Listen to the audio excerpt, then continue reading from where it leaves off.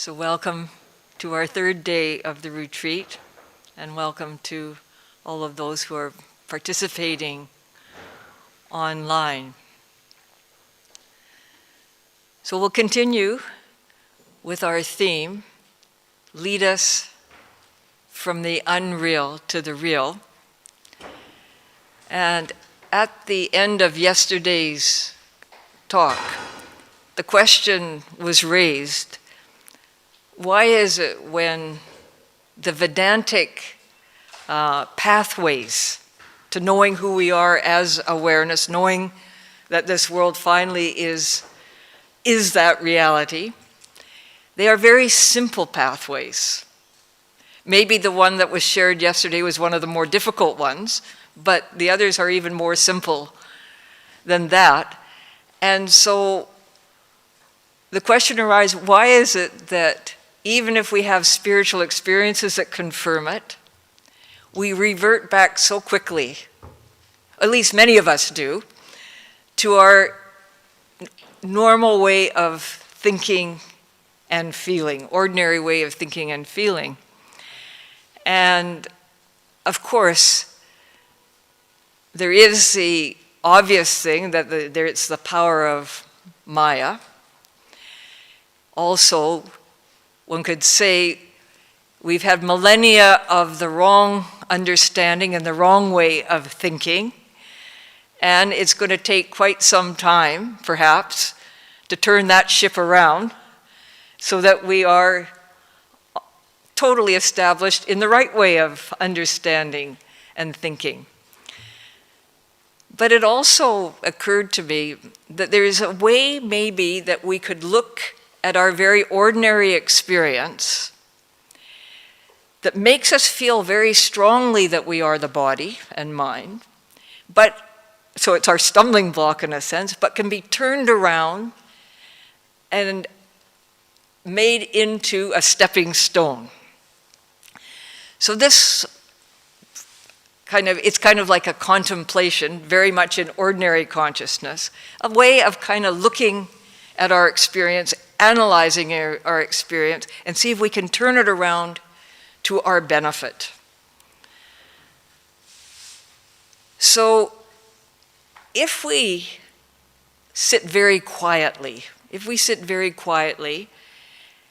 and perhaps put our attention on the breath, or on a mantra, or the two simultaneously,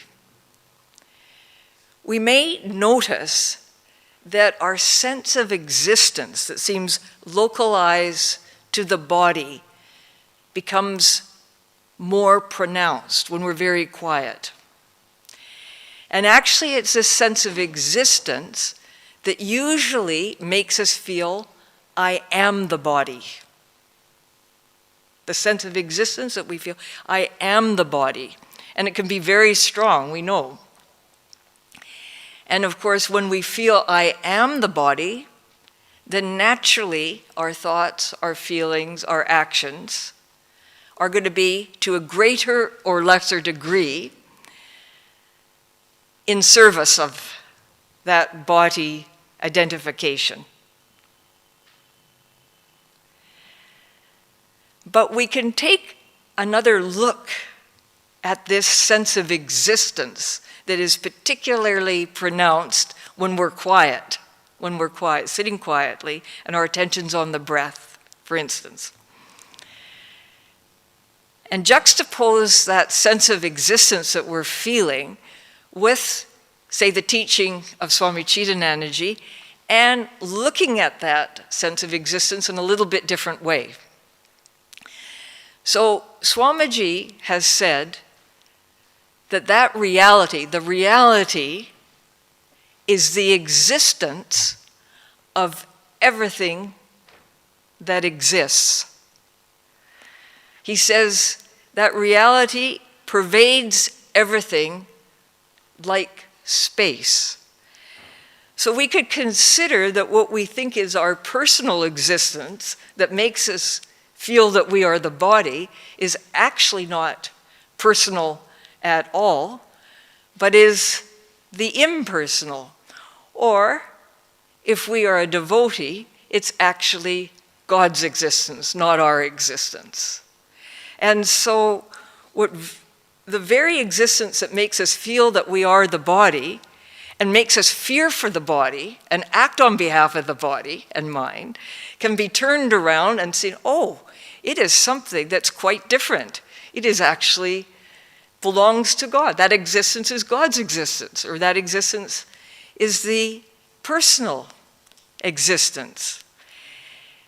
And if we analyze that existence, we will notice, again, we're quiet, and we will notice that it is attributeless. It has no qualities. It is just existence. And in addition to that, it is changeless. Our attention may go outwards many, many times, but once it's brought inwards again, once we're quiet, we will notice that that existence has not changed. It feels exactly the same, and it's attributeless. So the question arises, based on our own analysis of our own experience, is how can that existence that we did take for the body be the body? Because the body is full of attributes and is constantly changing. So again, the very thing that makes us feel we are the body, through our own analysis, through juxtaposing it to what Swamiji says, may not be the body at all, but the impersonal existence, God's existence. And for some, perhaps grace has intervened, because that existence feels localized. That's why we feel it to be the body. Grace may intervene, and the barriers of separation may fall, and we will notice and discover that what we thought was that localized existence is one with the existence of everything. It's a little bit like the space in this room. If the walls came down, the ceiling and the walls came down, we would discover that this space that seemed to be limited and confined to this room is actually one with the infinite space. Nothing happened. So it's a little bit, if the barriers of separation, if grace interferes, we'll discover that what we thought was a limited sense of existence is non-different from the existence of everything. But even if that grace has not happened, it doesn't really matter, because we are actually analyzing and looking at our ordinary experience. Because that sense of existence is attributeless and changeless, then it's hard to imagine that it would be any different than in any other being. Is that clear? Yeah, it's hard to believe. So we would really begin to see, rather than feeling ourselves to be separate from everyone and everything, we are actually in a fraternal, I don't know how you say, sisterly, fraternal relationship because of that shared existence. Now, if we keep our attention, say on the breath, or on the sense of, on a mantra, and now on this sense of existence, if we keep our attention there, again, we're in ordinary consciousness, we keep our attention there, there's something else that we might notice. I notice this very much in my own room because I'm right on the roadside. And that is, you know, when you're very focused on a particular important piece of work and you're very concentrated, you don't perceive anything else outside of you. The whole focus is there, concentrating on one thing. But something is very interesting when the attention is brought inwards and the focus is on the sense of existence or the breath or mantra, that actually the opposite happens. One becomes more acutely aware of whatever is happening around. And so one hears the noise or the sounds that are very close, but one can even hear a sound far distant away. And one begins to sense that body, mind, breath, mantra, all the external sensory perceptions are one objective experience, all within one objective field, including our own body and mind, everything that we would connect with our individuality, all one objective field.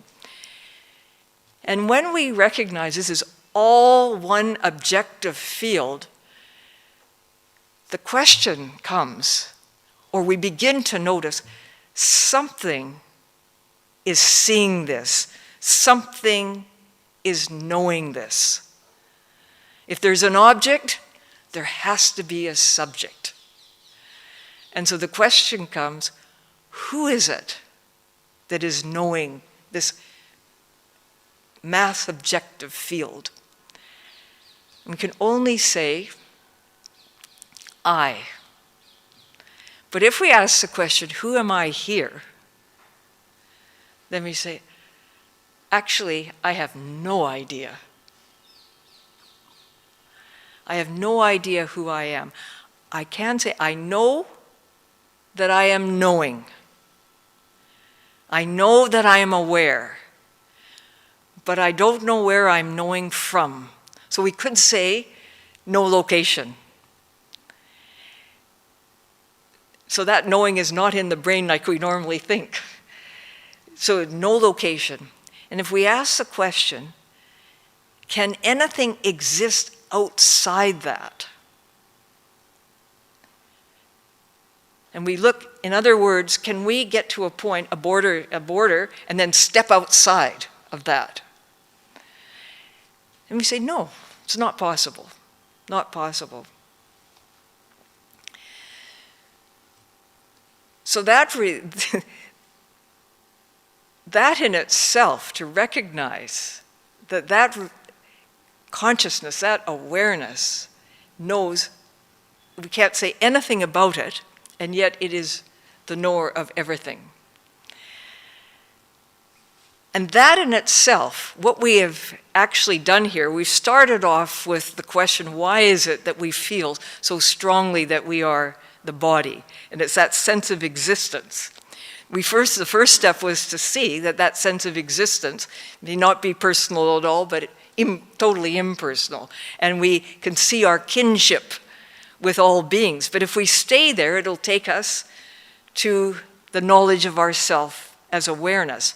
And in that case, we have gone through almost like the Vedantic inquiry, where they ask us to separate the knower from the known, or the seer from the seeing, or the subject from object, or the unchanging from the changing.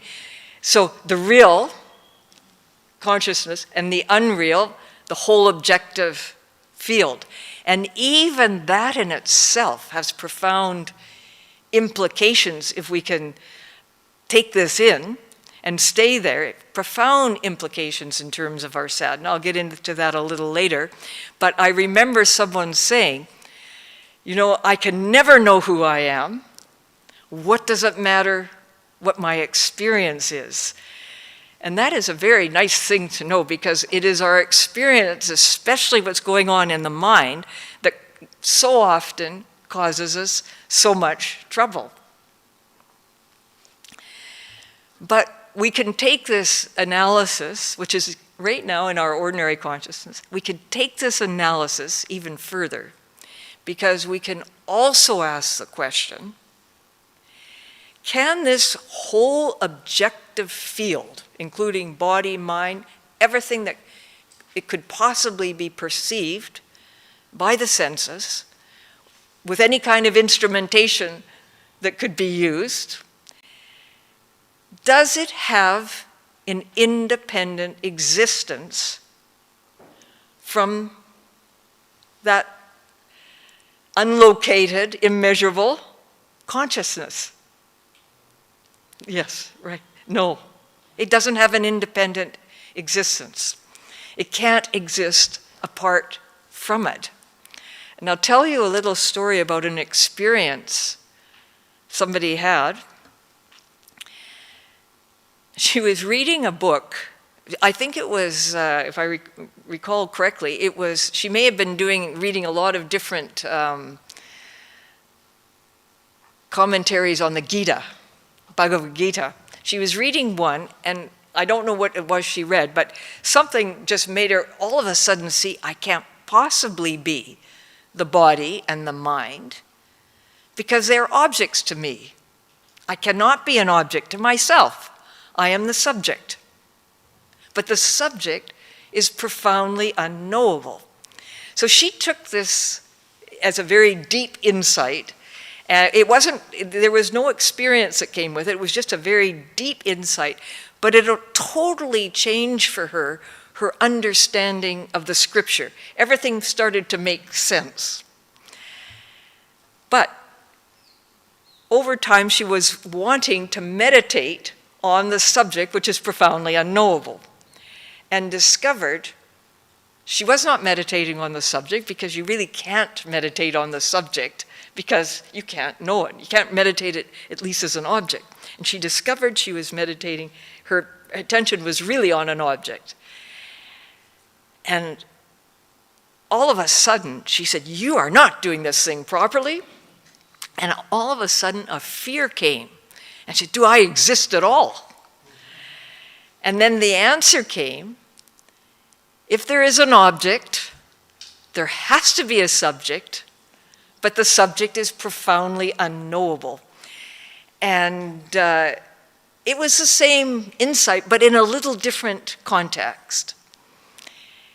Anyways, a few days later, she was reading another commentary of the Gita.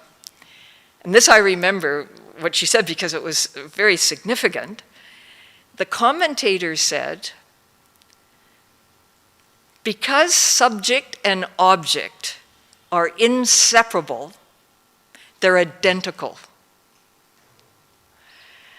And that went like a thunderbolt into her heart, because she realized that was the whole non-dual teaching and the way they teach. First of all, the separation of the real and the unreal, so you can recognize yourself as consciousness and see everything as unreal. That in itself has an effect. And then the recognition of the identity of the real. And of course, unreal disappears, because as we are told and shared with, the real is appearing and or is what we refer to as unreal. Does that make sense? Yeah. So anyways, but it was like it came together. It was recognized that subject and object, knower and known, are actually identical. But we have to go for the first step of separating them, and then we see that they are the same. So it was quite an incredible experience for that lady, but just going back to this whole way of contemplating our experience, we started off with the very thing that makes us feel so strongly that we are this individual and separated, to the discovery that we are actually not this individual, that we're consciousness, and that the whole world is non-different from that, just like the scriptures tell us, just like the great teachers tell us. Or we can use the word God if we are a devotee. Either way, we can. But even with this, the reason I felt this kind of contemplation was powerful was because of this strong sense of existence that we take to be the body, that we can so easily convert it and remember this, because it's always with us. We don't have to do anything for it. Just remember, this is God's existence, not my existence. This is the reality's existence, not mine. And so we can keep on repeating it. Anyways, no matter what path we follow,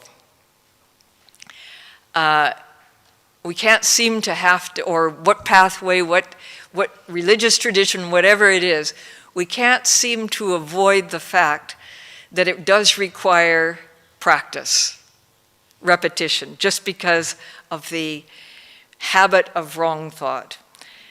And even the power of Maya will be seen to be something that is helping us, because it's the friction of something that is contrary to the truth coming to us that can help us, or invokes the truth coming from us.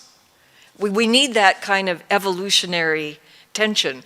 So we can even understand that avidya Maya, or Maya, is actually on our side. That's the way Swamiji would look at it. Everything is actually something that can help us in our sadhana.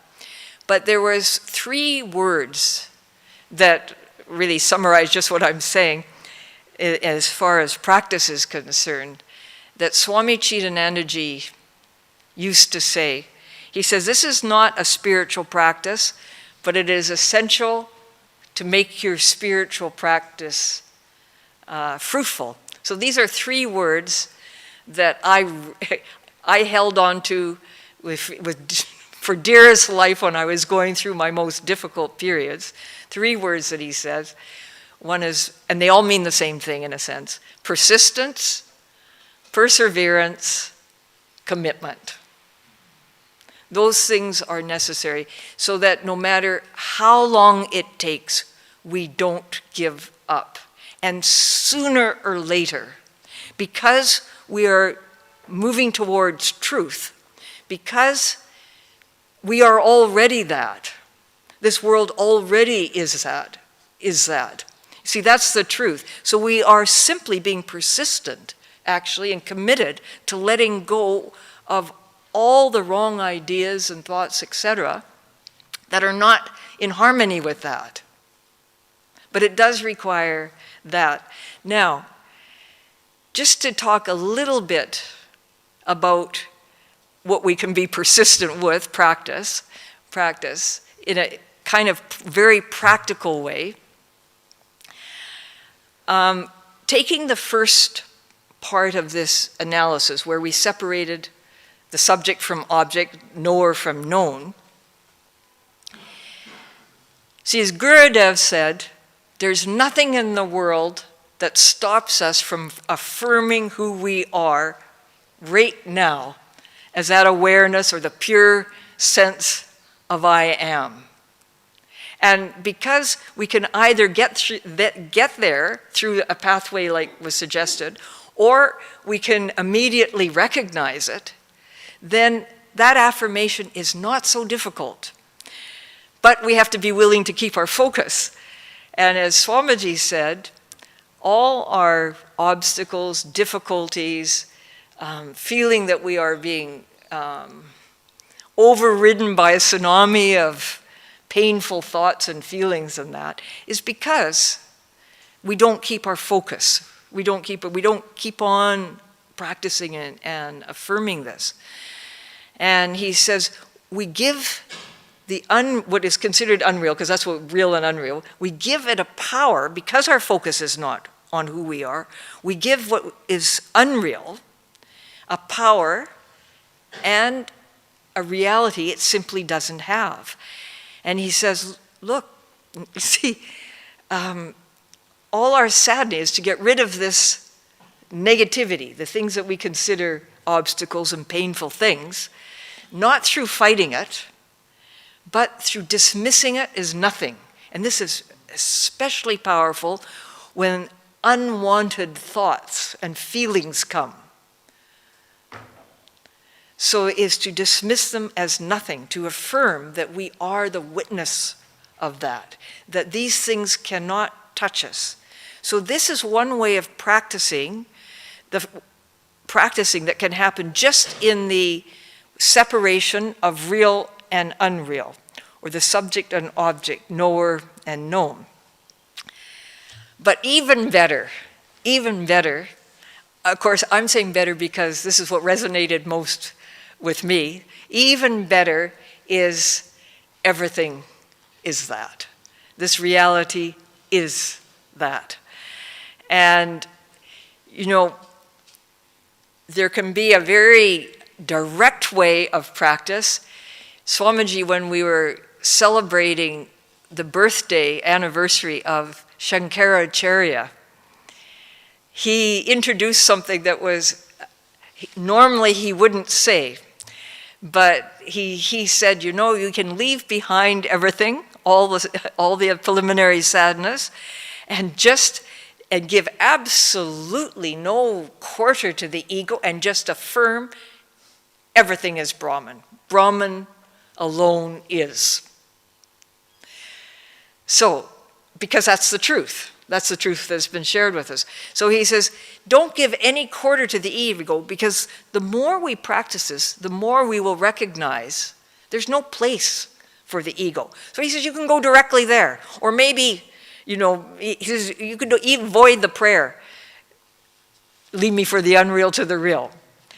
Now, Swamiji only said that twice in these two talks. Usually, he knows that for most of us, it's not going to work. It may work sometimes, but it's not going to work most of the time for us.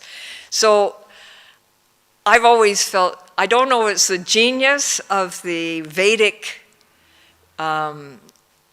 Vedic vision of life, or the genius of Gurudev and Swami Chidanandaji, but especially Swamiji, he had a way of bringing the highest truth right down to our most mundane experience.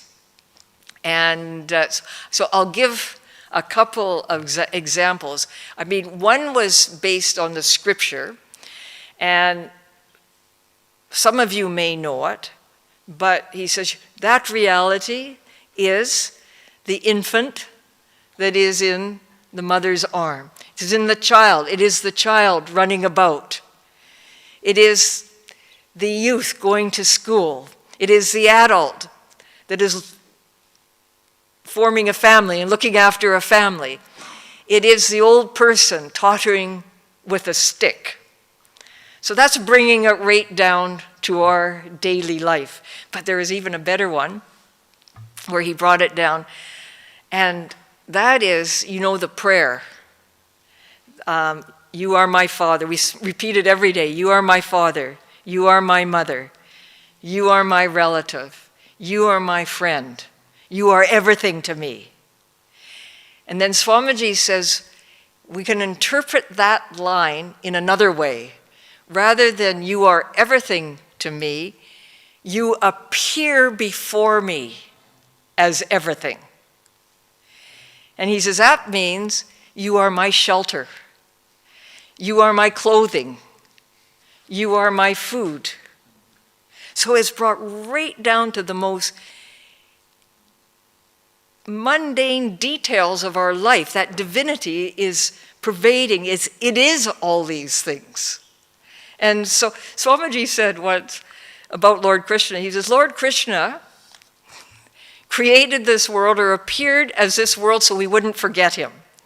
So it's just beautiful the way Swamiji just brings everything down, trying to make us remember this one truth that will set us free. And just as an example, I was thinking, when you're, Swamiji says it's a food and everything. Remember, it's the Divine Mother or the cosmic power that is doing everything. They say she is the Isha Shakti, the will to act, the power to act, the knowledge to act. So let's just take this as an example. Say one loves to cook and loves to be creative in the kitchen. Just think that even the idea to cook something is the movement of that divine Shakti. And the knowledge to do it is the divine Shakti. And then just consider all the ingredients that is going to go into that meal is the divine, is that. All the ingredients. And all the equipment you're going to use is that. Just as a digression, when I first came here, the second time I came, my father, Swami Atmasrupananda, took me to Swami Chidananda, and he was inaugurating a typewriter, because the typewriter is also that. And all the equipment you're using is that. And think how these food items that you're going to make into this creative meal, where it's come from. We can just expand and expand. It required farmers to plant seeds. And then we can go back to the beginning of creation. And it required seeds, it required farmers, it required all the elements that make things grow. It required that food items to get transferred. So that's how our contemplation can go when we're simply cooking something in our kitchen.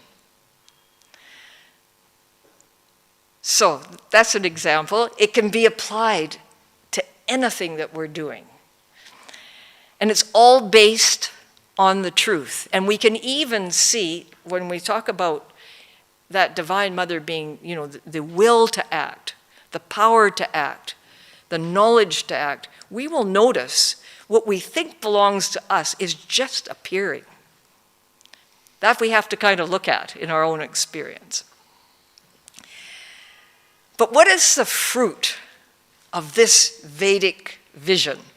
What is the fruit? What are the implications? There's one implication that, because of Maya, which has kept our wrong thinking going for quite a long time, we have to persist. That is one of the implications.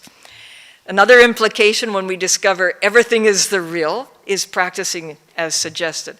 But what is the fruit, in a sense? What is the fruit of it? And I came across a talk again of Swami Chidanandaji. It's in his book, Ponder These Truths. And he asks the question.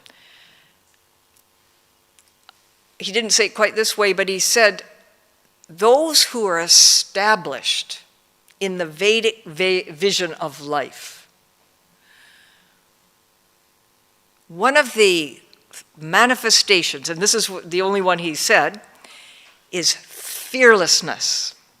And that hit me, and I said, that's what I would like to discuss in this talk, that to a greater, if we're established in it, fearlessness, and to a greater or lesser degree, less and less fear.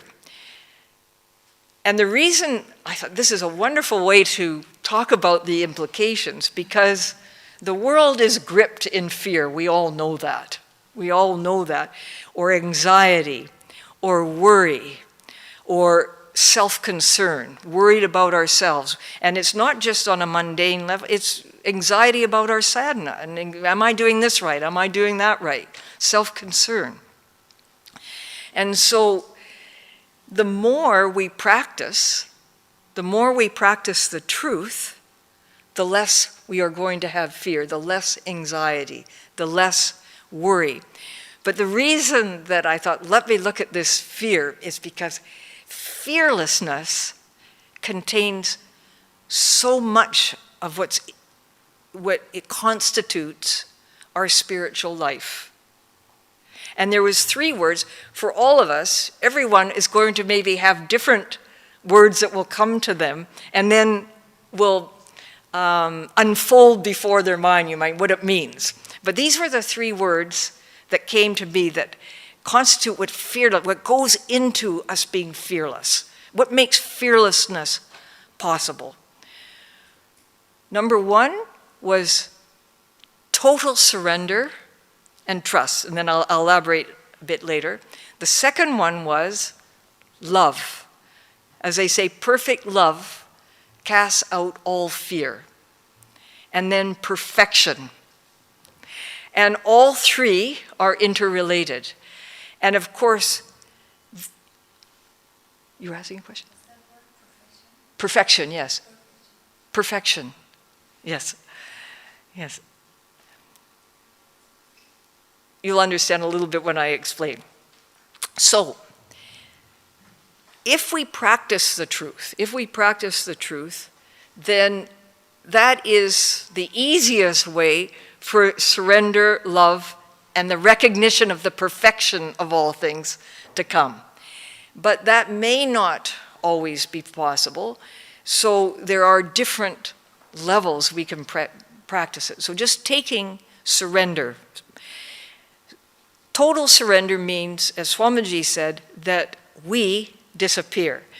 To make that clear, when I asked Swami Brahmanandaji, what is surrender? He says, when you recognize that God alone is, and the ego is a 0. So that can be practiced. Recognition God alone is, and the ego is a 0. And it's accompanied by trust, naturally. But that may not be so easy. We know if we are being challenged to the core, if we find ourselves maybe not as extreme position that Jesus found himself when he was faced with the crucifixion, and he experienced a fear that was so intense he sweat blood, then to say I and the Father are one at that moment may not have worked for him. What he did say was, Father, if you could remove this cup from me, please do it. But nevertheless, not my will, but thy will be done. So that can be practiced when we are at the extremity. And it is really so akin, because when we say not my will, but thy will be done, it flattens the ego. Surrender being to recognize the ego is a 0. So it flattens it. Still there maybe a tinsy bit, but it's flattened. And as Swamiji would say, if it's flattened, it's as good as not there. Maybe we can't go too much farther. Anyways, it would be at least a very sattvic ego, but it flattens the ego. And even Swami Chidananda, this is a second-hand story, but I have absolutely no reason to doubt it.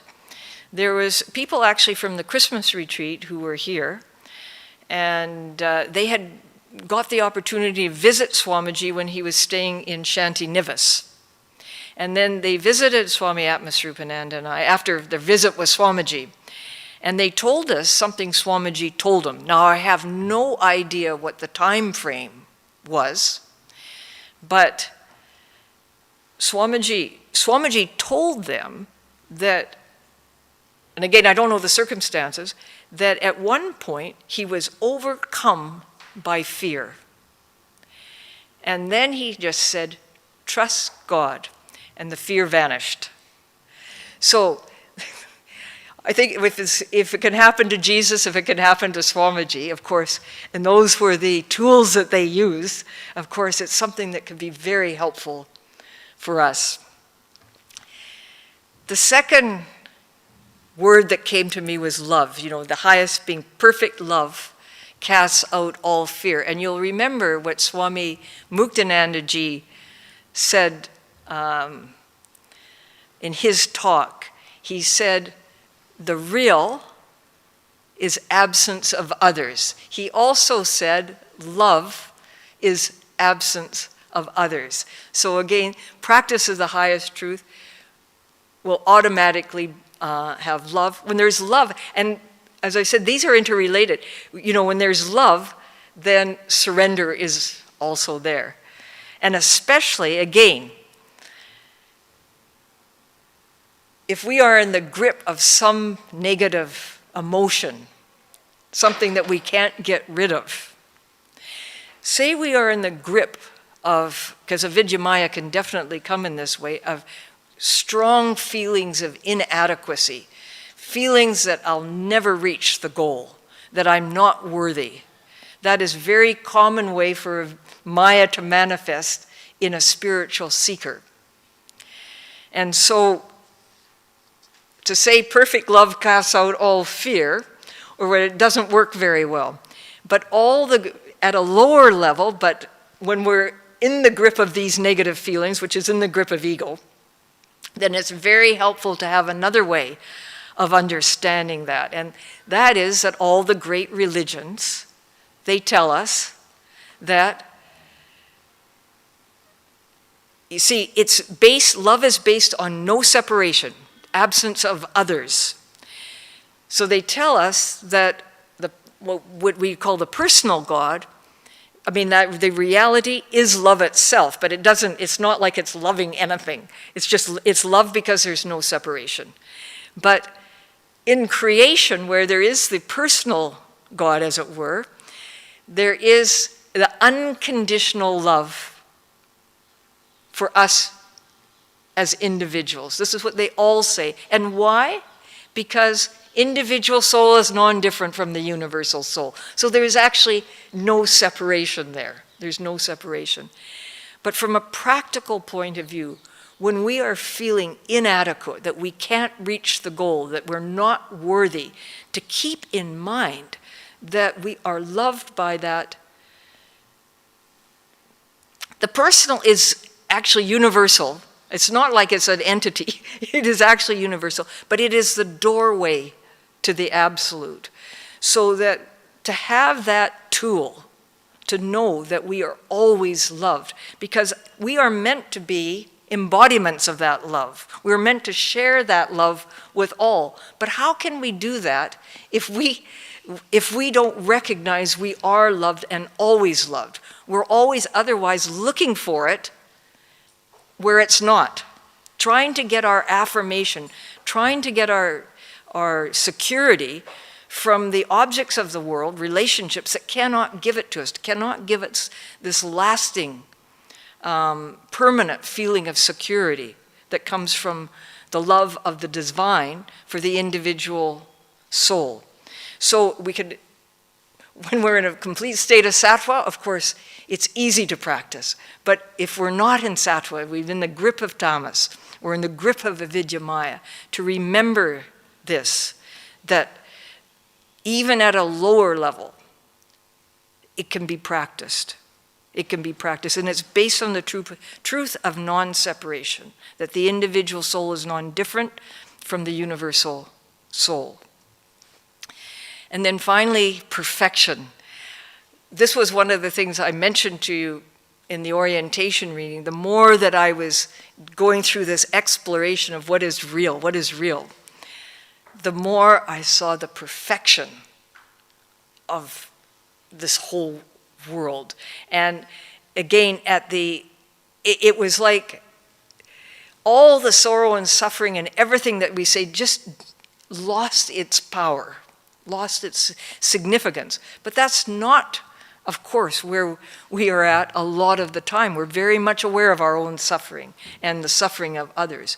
But if we can see, as Swamiji has said, that whatever is coming to us, again, it's the application of the truth, is God, coming from God. It is God. See the obstacles, the painful experiences as Brahman. See them as God. And he says, you see, grace pursues us with infinite love through both beautiful experiences and through bitter experiences. Both are required. And so we begin to see that perfection trickle down to everything in our life. And what applies to us has to apply everywhere else. We're not special. As Swamiji says, if we are special, everyone's special. Swamiji had a talk, you are unique in the eyes of God. Everyone is special. Nobody is left out. Nobody is useless. So it's a universal thing. So these are different ways of practicing from the highest point of view down to wherever we are at this moment, because these gunas, sattva, rajas, and tamas, keep changing.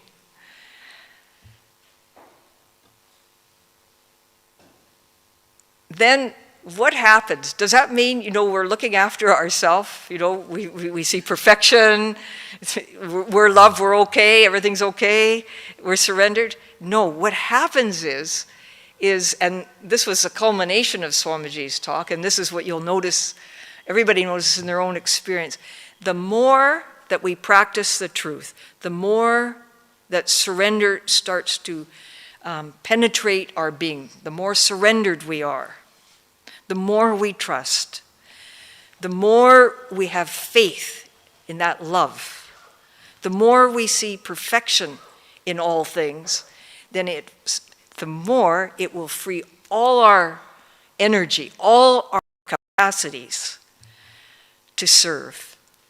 So, as Swamiji says, the enlightened being has a passion for the welfare of all.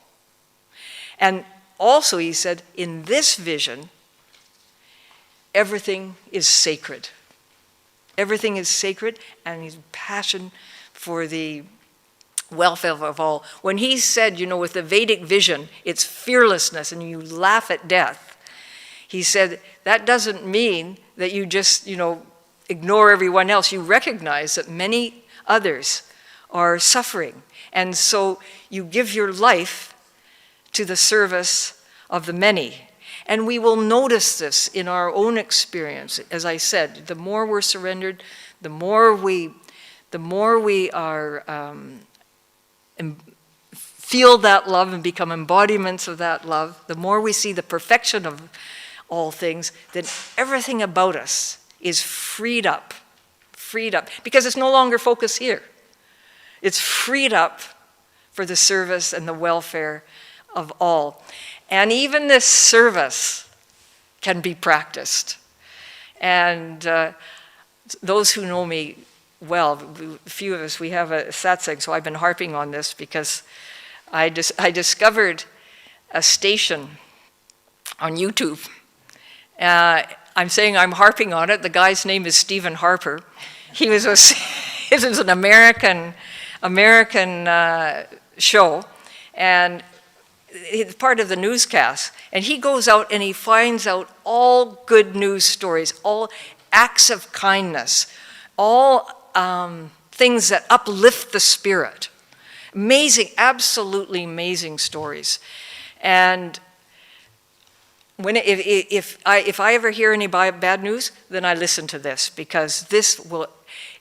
You see, these are stories where God doesn't come into the picture, reality doesn't come into the picture, nothing. But if you listen to these stories of manifestations of goodness, of kindness, you feel the presence of God. Because as they say, one of the manifestations of that reality is goodness, is virtue. And amazingly beautiful stories, like little children. You know how children can be quite cruel. And there was a story in a school where these little children, they were going out in recess, and there was all sorts of equipment to play on. And they noticed that there were many people who couldn't play on this equipment because they were handicapped. So they were just watching from their wheelchairs. And one or two of these little kids said, "This is not fair. Recess is the time for fun." And these kids, they're not having the benefit of that. And so these are children, maybe 9, 10-year-olds. They made a decision to raise money to get play equipment that would be friendly to handicapped children. And you won't believe it, it started with a bake sale. It was going to cost $350,000. They worked so hard, and they met their goal. And they got this equipment. And it was so beautiful. They were interviewed, and they said, "How did you feel?" And the little boy whose idea it was, tears were rolling. He says, "I never knew how good it would feel." And this is no God, nothing. Just that, doing a good, pure spirit, pure presence of God coming through. But it wasn't just in little children. There was stories about, say, a custodian. He noticed kids in a high school were playing chess, and he remembered he knew how to play chess. And he started working with these kids for no reason. He got them to be champions. And this is a custodian or a bus driver who made it, he wanted to make the life of all the children he was taking in his school bus really good. And he says, for that year, or I don't know how many years, he'd have the same kids, maybe for several years, but they became one family, and he taught them, we are here to love each other and to look after each other. And this is a bus driver. And it was just amazing. He did it just because he wanted to do it. And some kids who didn't have a father said, he was the father that I didn't have. And he used to buy them expensive gifts, bicycles at Christmas. And the kids, when they were asked, what was your favorite thing about him? And it was the love. They didn't care about the gifts. But just look at it. And we may not have time for any of this, but in our own capacity, we just, walking into a bank, and especially in India where it's so crowded and they're so busy. And the bank tellers are going crazy, the phone's ringing, maybe 2 phones are ringing, and then there's 2 or 3 people demanding attention. And I was looking once, amazing. I mean, you can't make mistakes when you're working in a bank like that, or you're going to get in a lot of trouble and lose a lot of money. So I was amazed at how well he was doing, and I just said, I'm just amazed that you can do this work with so much distraction. And he smiled at me. He said, nobody has ever said that to me before. But it was like, these small things that just we can appreciate, so it doesn't take any time, it doesn't take any effort. It's just when we see something that's genuine, then we can lift, and that is also service. That is also service. So I think I'm going a little over time, so we will finish today, but you get the idea. So Hari Om Tat Sat, and we'll see you tonight. Well, see you in the next class, actually.